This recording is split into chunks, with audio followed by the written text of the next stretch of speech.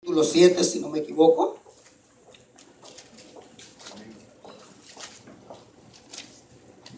Versículo, ahora le doy el texto.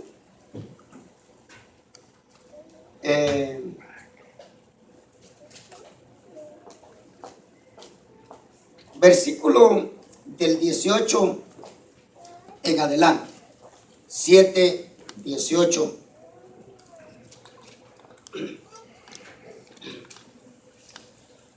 De Lucas. No es de este texto, pero solamente quiero tomar este texto para poder hablarles un poquito acerca de esto que he sentido en mi corazón, que definitivamente tiene salud, tiene importancia, tiene enseñanza, más que todo instrucción de parte de Dios, tanto a los que predicamos como instrucción, como enseñanza a ustedes de oyentes. Muy bien. Capítulo 7, verso 18 en adelante. Cuando lo tenga me dice amén. Si usted está despierto. Amén. Amén, ¿verdad? Amén. Entonces los discípulos de Juan le informaron de todas estas cosas. Le informaron acerca de todas estas cosas. ¿Y de qué cosas? De un milagro sorprendente que Jesús había hecho en los versículos anteriores al resucitar al hijo de la viuda de Naín, aquel muchacho hijo único que llevaban a enterrar, y el Señor dice que sintió compasión de ella, porque el Señor es muy bondadoso, ¿verdad? Es muy compasivo. El Señor, no sé para cuántos ha sido compasivo el Señor, pero dice que al saber el Señor que era hijo único, dice que se compadeció de ella y mandó que se detuviera aquel gentío que llevaba al muerto, y bajaron al muerto y el Señor lo resucitó. Dice que los discípulos de Juan le informaron de todas estas cosas, y llamando Juan a dos de sus discípulos, siempre en algunas enseñanzas le tenemos que ver algo malo a la enseñanza y algo bueno. Usted sabe que hemos hablado acerca de que Juan más incrédulo, ¿verdad? Que Juan más incrédulo, aquel Juan que levantó su mano y señaló a Cristo y dijo: he ahí el Cordero de Dios que quita el pecado del mundo. Ahora Juan está de alguna manera un poquito inquieto porque yo no sé si él tenía en su lista, si él tenía en su recuerdo, o si él tenía instruido, o él había sido instruido de parte de aquel que lo mandó, Dice Juan por allá: yo no lo conocía, yo no sabía. Yo solo lo único que sé es que cuando allá arriba me llamaron a mí para venir a desempeñar este ministerio, dice que yo no lo conocía. Entonces dice que él preguntó, dijo: ¿cómo voy a saber yo quién es? Preguntó Juan el Bautista allá arriba. Y el Señor, Dios le dijo: aquel sobre quien tú veas que el Espíritu Santo desciende sobre él y se queda sobre él, se posa sobre él, él es. Claro, en aquel tiempo hombres como Juan eran fáciles de identificar, porque ya el Espíritu Santo ya no venía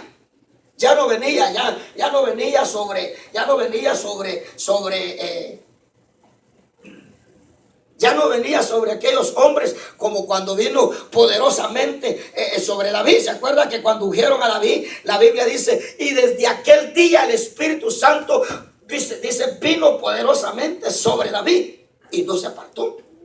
También venía poderosamente sobre Sansón. También venía sobre muchos hombres, sobre aquellos hombres que conquistaron reinos, hicieron proezas, bueno, etcétera.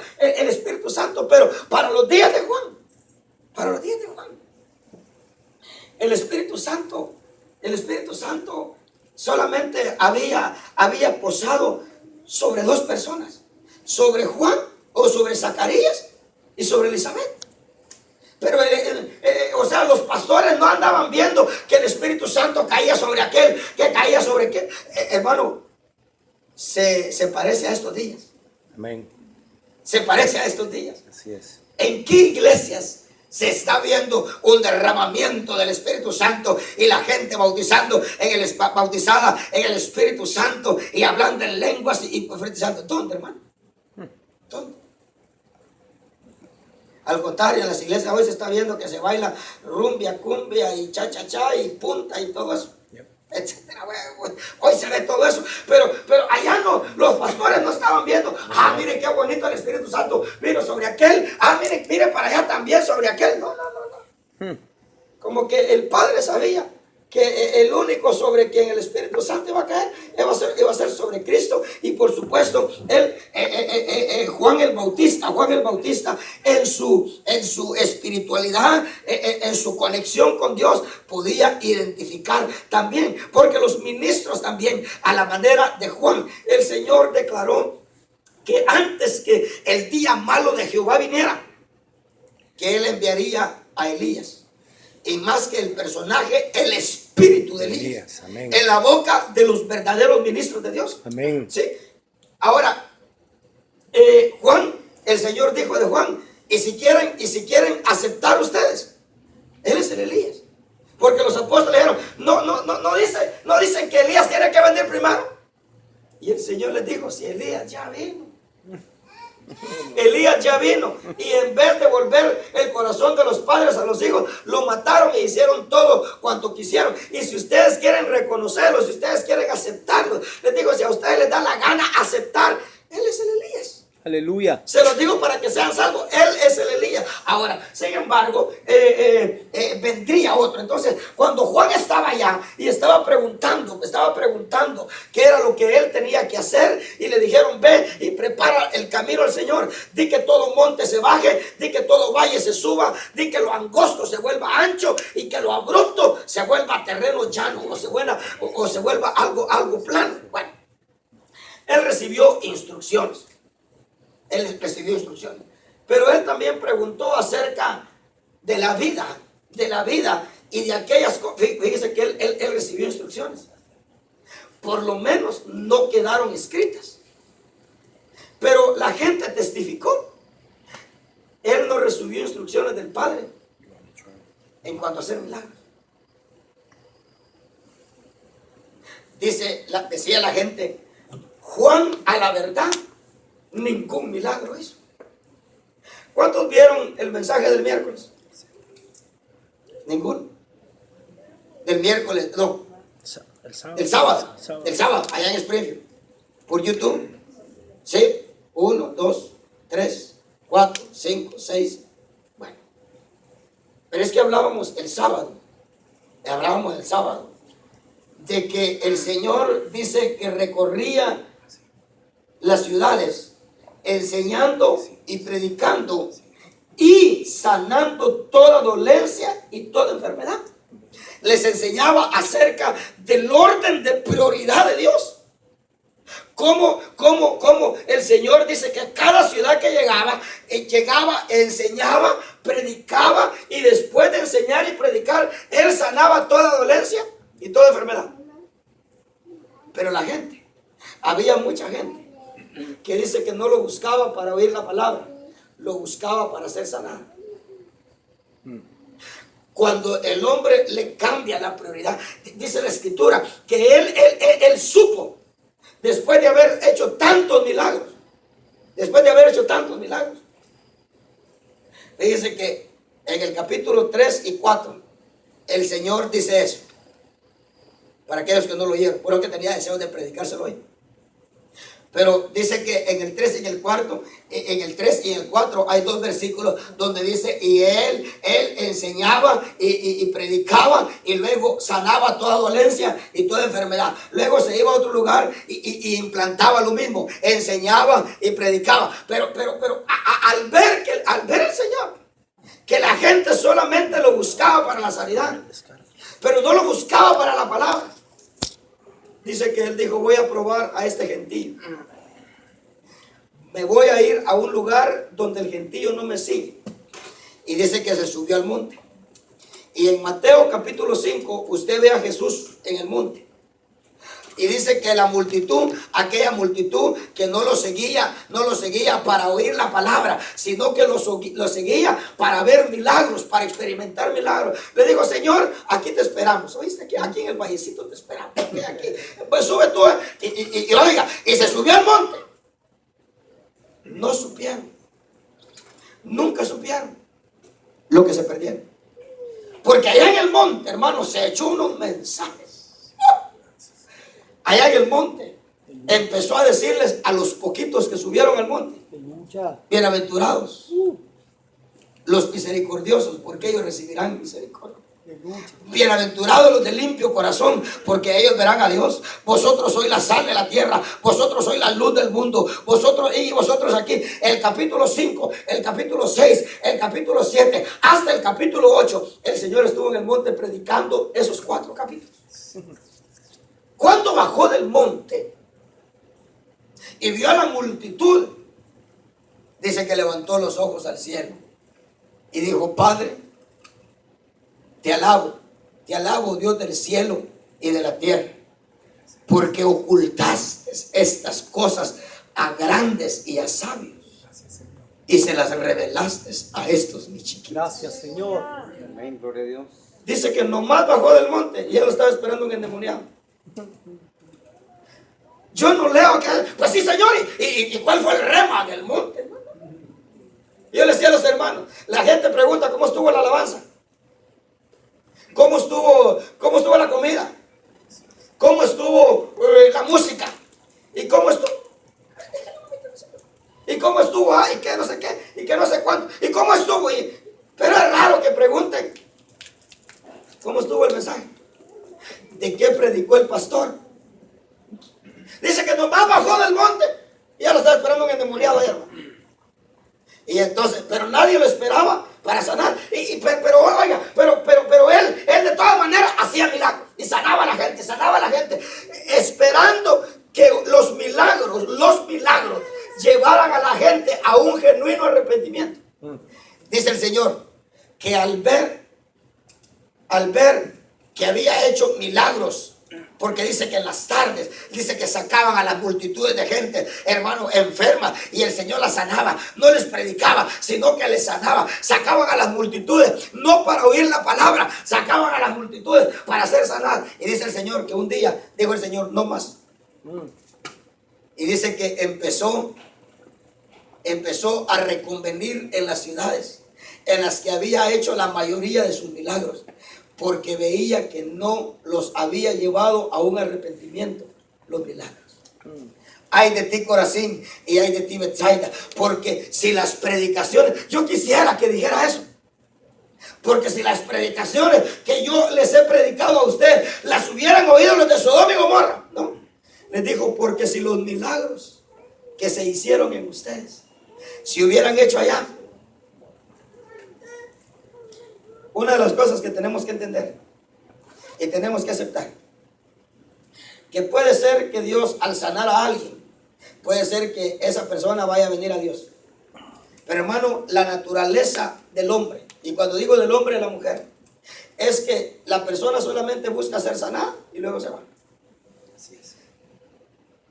Lo que nos preguntamos es, ¿y si Dios sabe que se van a ir, por qué lo sana? Porque Él es Dios sanador. Aleluya. Porque Él es Dios sanador. Eso es así. Él sigue sanando. Pero lo que Él quisiera es que nosotros primero nos demos a la enseñanza, segundo nos demos a la predicación, y luego yo le garantizo, yo le decía a los hermanos, y comprometo a Dios y me comprometo yo, que si nosotros nos damos a la enseñanza y nos damos a la palabra, hermano, toda dolencia y toda enfermedad, sea física o sea emocional, se va. Amén. Gloria a Dios. Por eso es que dice aquellos que se van a dar a la palabra, dice que hay una profecía que dice, ciertamente volverán los redimidos de Jehová. Y dice, y volverán a Sión cantando. ¿Y sabe qué dice? Y gozo perpetuo habrá sobre sus cabezas, y el llanto y el gemido huirán, dice. ¿Por qué? Porque se dieron a la palabra. Pero ese fue el mensaje del sábado allá. Ahora, un día se lo voy a predicar, tal vez acá, para que hablemos un poquito más. Pero por lo menos usted ya captó la idea de que, hermano, no es milagro primero y palabra después. Una y otra vez lo hemos probado. Mire, hermano, Dios ha sanado a gente acá y después ya ni las hemos visto. Oímos testificar a personas acá que Dios las sanó, hermano, y se fueron. Pero allá Dios con ellos, ¿verdad? Nosotros démonos a la palabra y yo le aseguro toda dolencia, porque llevamos dolencias. Llevamos penas, hermano. Oh, sí. Dijo aquel, cargo una pena en el alma. Llevamos dolencias, llevamos enfermedades, sí, hermano. Y yo le aseguro que el Señor, si nos damos a la bendita palabra de Dios, entonces, oiga, cuando como que Juan allá arriba dijo, porque el Señor le había dicho, y no milagro, Juan, usted no milagro.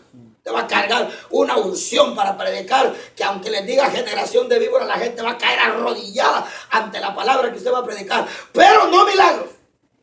No le doy permiso para hacer milagros.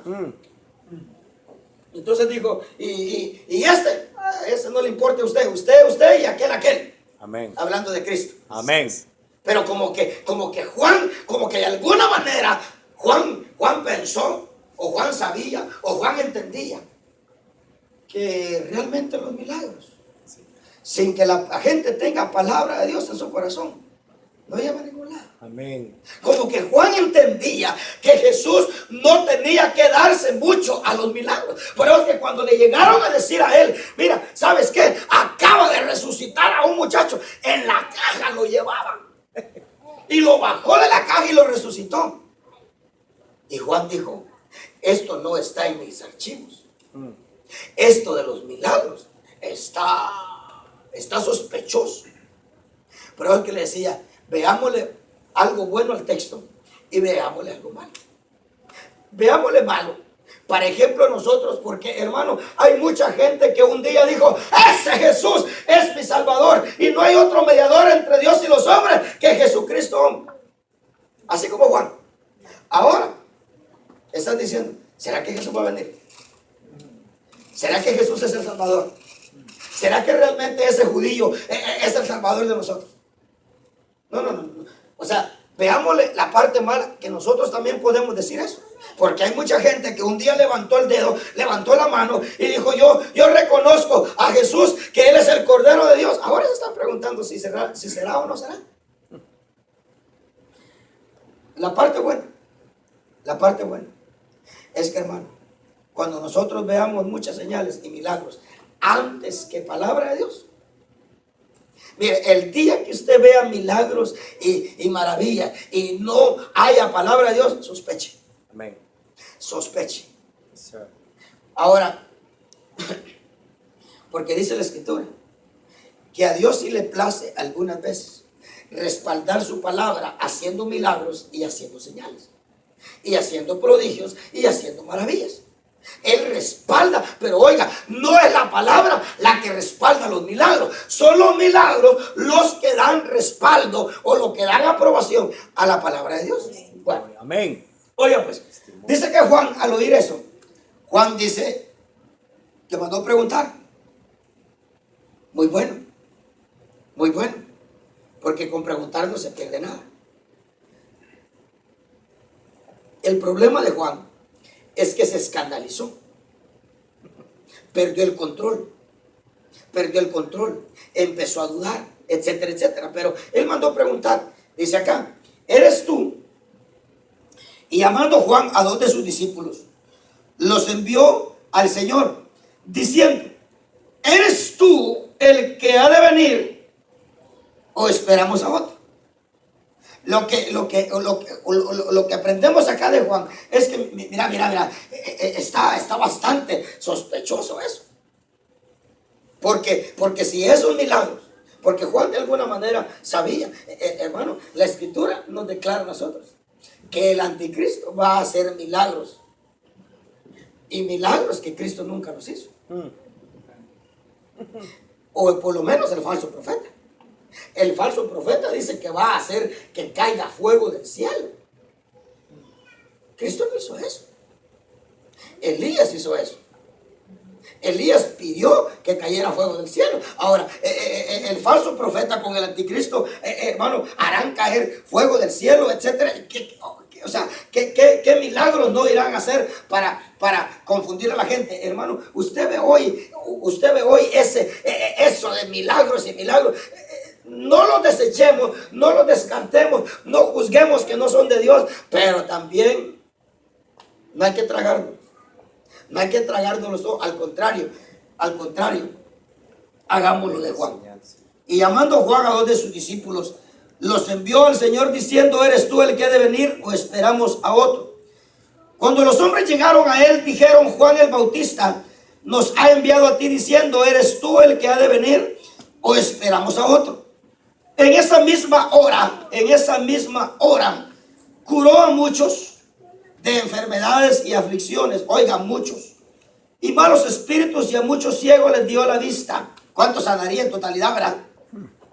¿Cuántos sanaría en totalidad?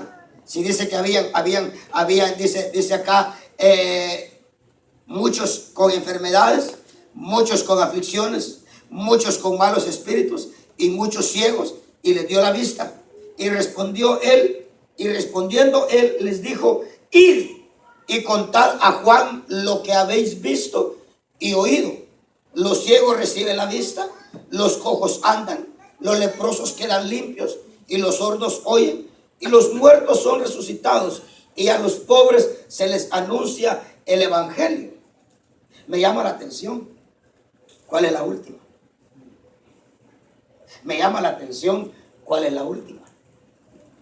Porque oiga, dice de las enfermedades, etcétera, etcétera, pero dice: y a los pobres les es, hermano, ¿sabe qué pienso yo? Como que el Señor, hermano, al judío le dio enfermedades y todo esto, y aquí y allá, y como que para la gentilidad él haya dejado solamente la palabra de Dios. Dice: miren, porque usted ve, hermano, acá Dios ha sanado gente. Dios ha sanado gente. Sí, amén. Y Dios quiere seguir sanando gente. Amén. Pero hermano, acá esta iglesia no deslumbra por las sanidades, por hacer milagros y que no sé qué. Ahora, oiga lo que dice: y a los pobres se les anuncia el evangelio. Y luego le dice, y luego nos da un consejo para que no nos vuele la cabeza a nosotros como Juan. Y bienaventurado es el que no se escandaliza de mí. Porque mire, una cosa es abrir los ojitos a ese mover de sanidades y que no sé qué. Hermano, la gente anda buscando quien la sane, no importa el santo que se lo haga. Pero déjame decirle, nosotros tenemos que, mire, dice que al Señor se le van a presentar hombres que le van a decir: en tu nombre sanamos enfermos, en tu nombre echamos fuera demonios, en tu nombre resucitamos muertos, y que no sé qué. Y el Señor les va a decir: yo no los conozco. Entonces, si Dios no los mandó, ¿quién hizo esas sanidades?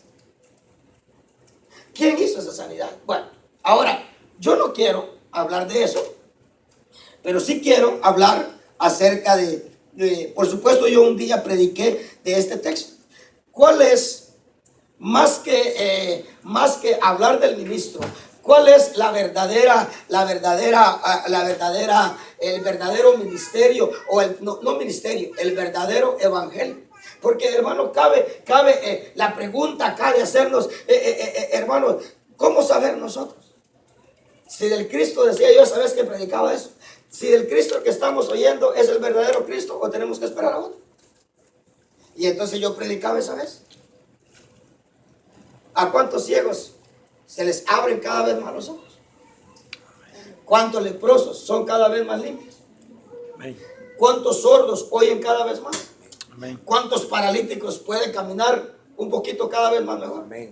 Etcétera, etcétera. O sea, si nosotros estamos experimentando eso, tenemos que saber que nosotros estamos no con el perfecto evangelio, pero sí por lo menos estamos con el evangelio que Dios quiere. Aleluya. Bueno, ahora, Yo quiero que usted me acompañe a 2 de Corintios. Entonces, una buena señal de que nosotros estamos oyendo el verdadero evangelio, pero también cabe la pregunta de hacernos cómo sabemos de que nosotros estamos ante los verdaderos ministros de Dios, porque el Señor dijo que el verdadero ministro o el siervo bueno y fiel se podría volver mal. El apóstol Pablo dijo: yo sé que después de mi partida se introducirán hombres vestidos de oveja, pero serán lobos rapaces que no pertencerán el rebaño, etcétera, etcétera, etcétera. Bueno, ¿cómo saber nosotros que tenemos el verdadero evangelio? Y cómo saber nosotros si nosotros definitivamente estamos enfrente de ministros que Dios quiere que nosotros tengamos, porque definitivamente también es nuestra responsabilidad no saber. No es responsabilidad solamente de Dios, hermano, que sea Dios el que le busque el ministro a usted, porque nosotros también somos responsables de eso, si nosotros tenemos el verdadero ministro o no. Por ejemplo, cuando Absalón se rebeló, dice que habían dos sacerdotes. Habían dos sacerdotes y por supuesto en esos dos sacerdotes también está figurado el sacerdocio que permanecería fiel al Señor, y el sacerdocio que sería un apóstata. Estaba el sacerdocio de Sadoc, que se llamaba Sadoc, y estaba Abiatar. No Avatar, sino Abiatar. Y dice que cuando Adonías, no cuando Absalón, aunque cuando Absalón también, cuando Adonías se le reveló a David, dice que Abiatar, Adonías es figura del anticristo, dice que Abiatar determinó seguir a Adonías. O sea, eso no lo escogió David, eso lo escogió él. La Biblia dice que cuando Absalón se rebeló, hubo gente que le creyó a Absalón. Hermano, no le preguntó a Dios. O sea, Dios no escogió por ellos. La gente escogió por sí misma. Y algunos siguieron a Absalón. Claro, Absalón los llevó a la muerte. A algunos. A otros los llevó a estar en vergüenza. Pero bueno. Dice que Abiatar siguió a Adonías y Sadoc se quedó con David. Entonces, el sacerdocio fiel a Dios, o los ministros representados en Sadoc, y por supuesto el ministro apóstata en Abiatar. Ahí están las dos clases de ministros. Bueno, entonces, sin embargo, ¿cómo nosotros saber que estamos enfrente o estamos definitivamente siendo ministrados por hombres que Dios quiere que nosotros tengamos? Yo quiero que leamos algunos textos acá en 2 de Corintios capítulo número 2. Y Dios quiere, seguime porque me vas a tener que seguir. Y Dios quiere que nosotros tengamos, por ejemplo, luz, y por supuesto los ministros son luz. El Señor le dijo a los 12 allá en el monte, les dijo: vosotros sois la luz del mundo. El Señor le dijo al apóstol Pablo: te he puesto para que seas luz a los gentiles, para que ellos se vuelvan de las tinieblas y se conviertan a Dios. Bueno, entonces, luz. Luego dice que también es importante que nosotros también tengamos esto: aroma. Dice que también es importante que nosotros estemos oyendo acerca de, o que se nos esté predicando. Por supuesto, el genuino ministro de Dios va a tener que tener esto, tendrá esto y tendrá esto. Y por supuesto también es necesario que tenga algo que se llama ministerio del Espíritu Santo. Ministerio del Espíritu Santo. Le quiero hablar de esas 4 cositas que definitivamente son hermano, yo diría que la razón a la apostasía. La razón a la apostasía se debe a esto, mire, que dejó de haber luz. lámpara es a mis pies tu palabra y lumbrera para mi camino. Dice la escritura que el que camina de día o el que tiene luz no tropieza, porque tiene la luz. Bueno, y Cristo dijo, y yo soy la luz. Muy bien, entonces le quiero hablar de esto, de los ministros, o sea, cómo identificar a un verdadero ministro de Dios. Si definitivamente en la palabra que Dios le da hay esto, está siempre pendiente que es necesario que esté habiendo una constante reconciliación. Amén. Eso quiere decir que esté llevando al oyente a hacerle ver que es pecador. Amén. Que aunque sea evangélico es pecador. Amén. Y que no solamente pecado es solamente hacer lo malo, sino que dice dejar el que sabe lo que es bueno y no lo hace, le es pecado. Amén. ¿Cuántos son pecadores acá todavía? Amén. Bueno, entonces, y usted sabe, el pecado sigue destituyéndonos a nosotros de la gloria de Dios. La razón por la cual no hay gloria de Dios en nosotros es porque se debe a los pecados que definitivamente nosotros cometemos, especialmente, hermano, con el conocimiento de Dios, o sea, conscientemente. Muy bien. Estas 4 cositas. Muy bien. Leamos porque el tiempo avanza. No se me ha dormido, ¿verdad? Muy bien. Espero que usted no le vaya a perder bendición porque hayan faltado algunos hermanitos. Usted sea bendecido, ¿ok? Muy bien. Y que Dios bendiga a ellos también, ¿verdad? Dios sabe las razones por las que están. Y de todas maneras, que miren el YouTube también. Aunque no se puede uno quedar en la casa y decir, de todas maneras voy a ver el mensaje por YouTube. No, tampoco. No se sabe, no se puede. No es igual. No es igual. Muy bien, capítulo 2 de Segunda de Corintios.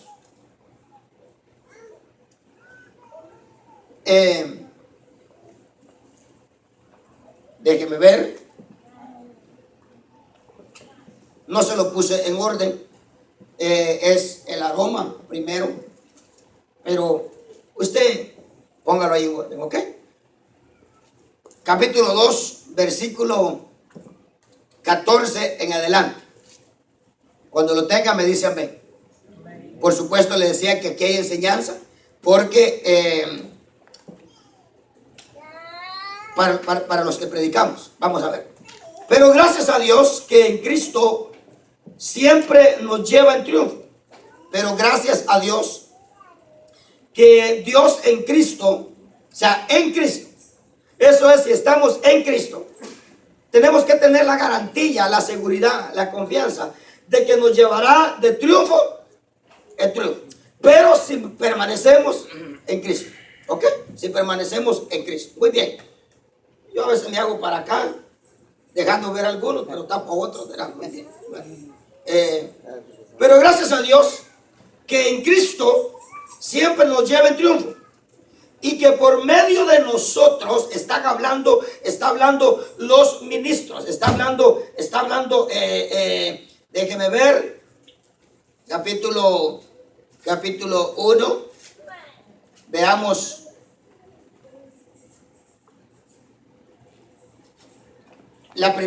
La segunda carta, capítulo 1, verso 1.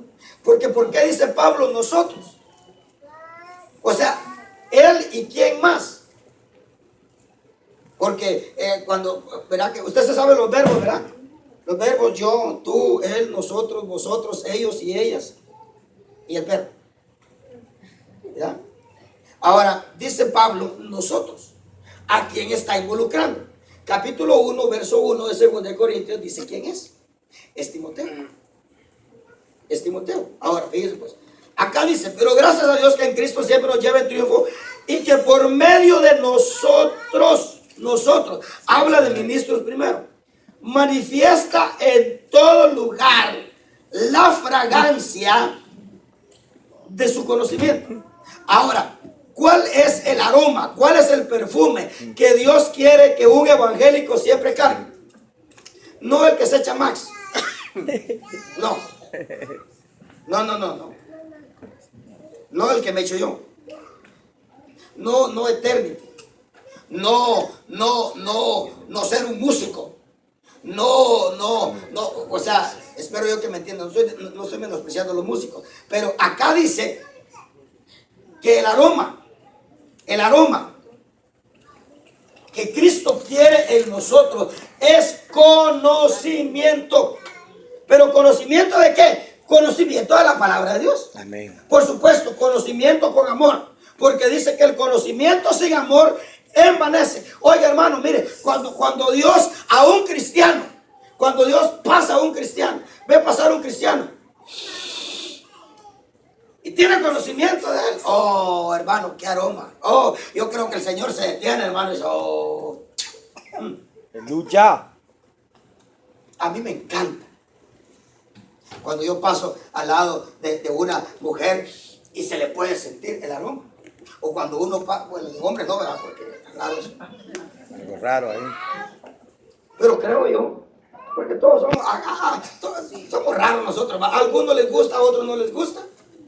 Hay mujeres que dicen que no se echan perfume porque eso no es estar segura de sí misma. No, una cosa es estar segura de sí misma y otra cosa es oler mal, hermano. Totalmente diferente. Especialmente con esas cosas que hay para usted. ¡Qué barbaridad! Uno entra a unas tiendas, hermano, que uno dice, ¿será que estoy en el huerto del Edén? Porque qué barbaridad, qué olores y que no sé qué. Pero yo, ahora, se imagina a Dios, ¿verdad? Porque oiga, mire, una de las cosas que a Dios no le gusta es que su pueblo sufra. Es que su pueblo llore. Y cuando el pueblo no tiene conocimiento, dice que el pueblo sufre y el pueblo llora. Pero que cuando Dios, a Dios le percibe a un evangélico conocimientos de la palabra. No importa el mensaje o el programa que esté viendo ahí en YouTube, hermano. Y el conocimiento repela eso. Y dice, eso no es de Dios, eso no es de Dios. Y mejor lo apaga y Dios huele. Ese es conocimiento. Gloria a Dios. Ahora Pablo dice, por medio de nosotros manifiesto en todo lugar la fragancia de su conocimiento. Porque fragante aroma de Cristo somos para Dios. Oiga eso. Fragante aroma de Cristo somos para Dios. ¿Para quiénes?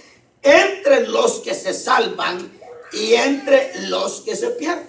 Por eso es que hay una palabra que apesta para unos, pero hay una palabra que hace llorar a otros. Aleluya. ¿Qué será, hermano? ¿Qué será? ¿Qué será? Aleluya. ¿Qué será que a uno los quebranta, los toca, los anima a seguir adelante, hermano? Hay a otros, hermano, que dice, qué herejía, qué sé yo, que no sé cuánto, hermano.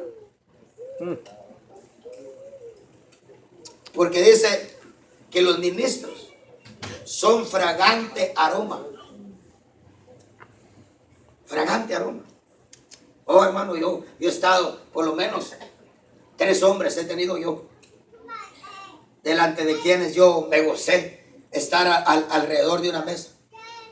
Es que cuando el doctor, me recuerdo, cuando el doctor entraba a un hotel o a los retiros que se hacían, hermano, mire, ya cuando el doctor atravesaba el lugar donde él se iba a sentar, ya traía 20, 25 personas atrás de él, que se iban a sentar a la mesa o iban a estar alrededor de la mesa. Lo mismo con mi pastor, con nuestro pastor, hermano Manfred, y por supuesto con hermano Alex también. ¿Verdad? Cuando hermano Alex empieza a enseñar en una mesa, hermano, no deja. ¿Qué atrae? ¿Qué atrae? ¿Será que es el perfume que él carga? Digo, literal. No, o será ese aroma. Dice, porque fragante aroma de Cristo somos para Dios. Aleluya. O sea, para Dios. Oye, entonces el primero que disfruta ese aroma, fragante aroma de Cristo. ¿Cómo se llama entonces ese aroma? Ese aroma se llama Cristo. Amén. Y el contenido es conocimiento. Aleluya. Entonces, ¿para quiénes somos primero ese perfume? Para Dios. Pero luego dice, entre los que se salvan y entre los que se pierden. Para unos, olor de muerte, para muerte. Y para otros, olor de vida, para vida.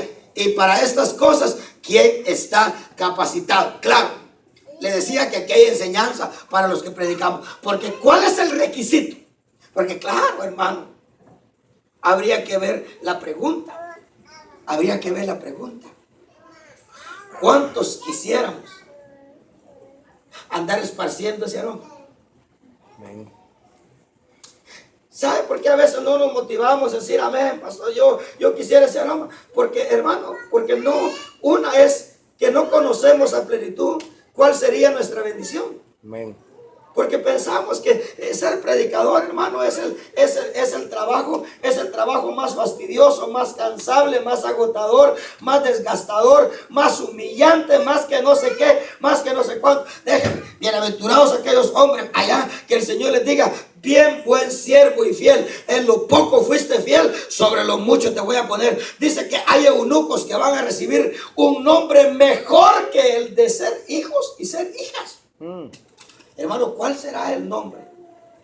¿Cuál irá a ser el nombre? O sea, ¿o qué nombre será? ¿O qué privilegio será? ¿O qué rango será?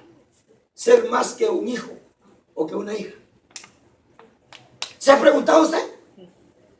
¿Qué rango será ese? Que dice que el Señor dice a mis eunucos, los que guardan el día de reposo, etcétera, etcétera. Los eunucos son ministros hoy. Dice, esos eunucos que guardan el día de reposo, que predican mi reposo, quiere decir eso.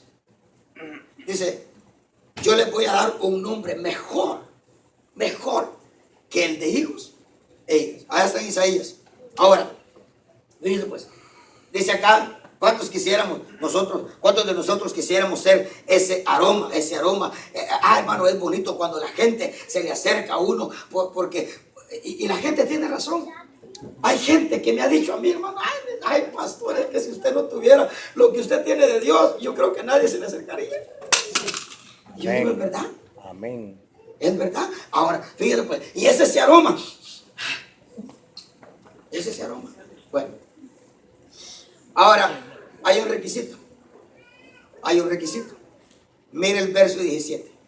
¿Cuál es el requisito de aquel ministro que quiere ser o que quiere manifestar el aroma, que quiere manifestar el olor de su conocimiento? O sea, de su conocimiento.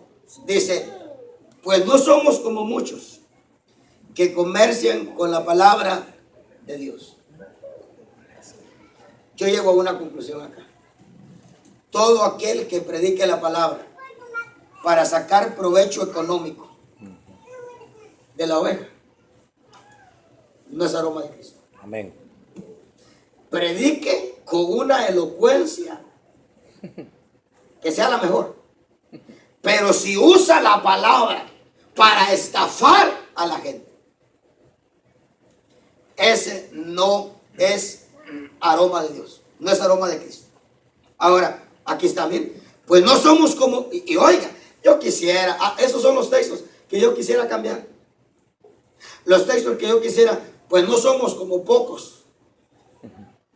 No dice pocos, ¿verdad?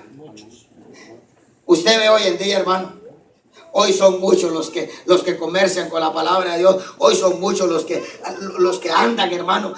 Qué tremendo. Hermano, y lo ponen tan bonito. Tan bonito. Oía un predicador un día de estos que estaba enseñando acerca de cuando David enojó a Dios por haber hecho el censo.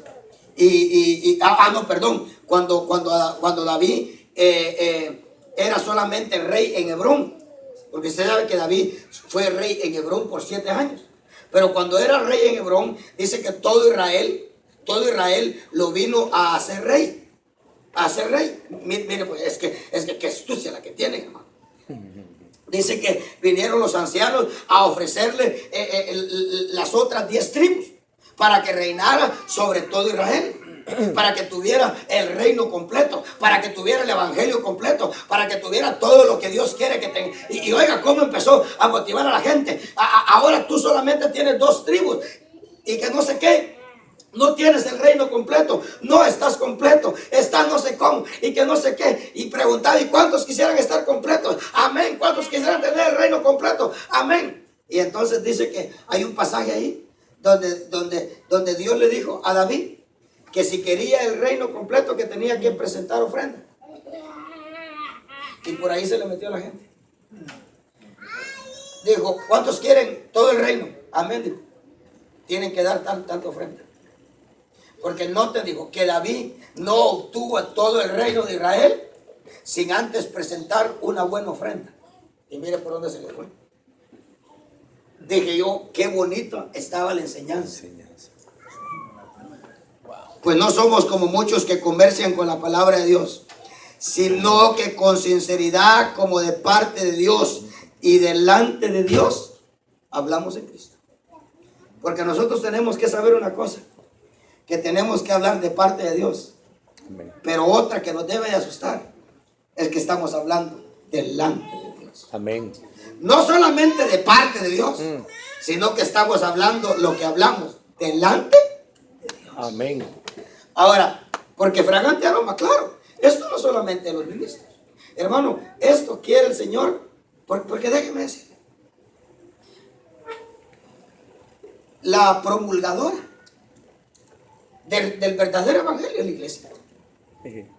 La pastora realmente que tiene que pastorear al mundo es la iglesia. La evangelista por excelencia es la iglesia. La iglesia, porque dice que es columna y sostén de la verdad, es pregonera, hermano. Y si vamos a ir a evangelizar los mundos, por eso es que es absurdo pensar que vamos a ir a evangelizar los mundos y no salimos a evangelizar acá. No puede. No podemos nosotros, hermano. Dice que vamos a ir a predicar la multiforme sabiduría en los lugares celestiales, dice Efesios capítulo número 12.